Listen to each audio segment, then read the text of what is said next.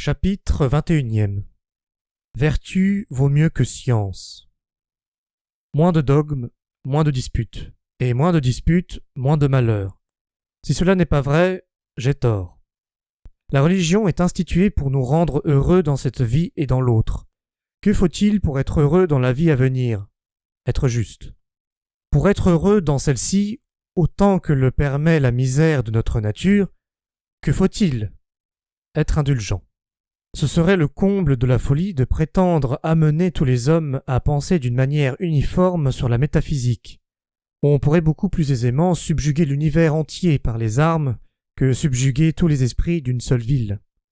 Euclide est venu aisément à bout de persuader à tous les hommes les vérités de la géométrie. Pourquoi? Parce qu'il n'y en a pas une qui ne soit un corollaire évident de ce petit axiome « 2 et 2 font 4 ». Il n'en est pas tout à fait de même dans le mélange de la métaphysique et de la théologie. Lorsque l'évêque Alexandre et le prêtre Arios ou Arius commencèrent à disputer sur la manière dont le Logos était une émanation du Père, l'empereur Constantin leur écrivit d'abord ces paroles rapportées par Eusèbe et par Socrate. « Vous êtes de grands fous de disputer sur des choses que vous ne pouvez entendre. » Si les deux parties avaient été assez sages pour convenir que l'empereur avait raison, le monde chrétien n'aurait pas été ensanglanté pendant 300 années. Qu'y a-t-il en effet de plus fou et de plus horrible que de dire aux hommes « Mes amis, ce n'est pas assez d'être des sujets fidèles, des enfants soumis, des pères tendres, des voisins équitables, de pratiquer toutes les vertus, de cultiver l'amitié, de fuir l'ingratitude, d'adorer Jésus-Christ en paix. Il faut encore que vous sachiez comment on est engendré de toute éternité. Et si vous ne savez pas distinguer l'homoousion dans l'hypostase, nous vous dénonçons que vous serez brûlés à jamais. Et en attendant, nous allons commencer par vous égorger. Si on avait présenté une telle décision à un Archimède, à un Posidonius, à un Varron, à un Caton, à un Cicéron, qu'aurait-il répondu? Constantin ne persévéra point dans sa résolution d'imposer silence aux deux parties. Il pouvait faire venir les chefs de l'ergotisme dans son palais, et il pouvait leur demander par quelle autorité ils troublaient le monde. Avez-vous les titres de la famille divine?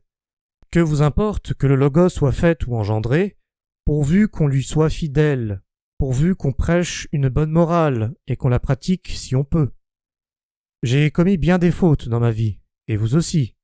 Vous êtes ambitieux, et moi aussi. L'Empire m'a coûté des fourberies et des cruautés. J'ai assassiné presque tous mes proches. Je m'en repens. Je veux expier mes crimes en rendant l'Empire romain tranquille.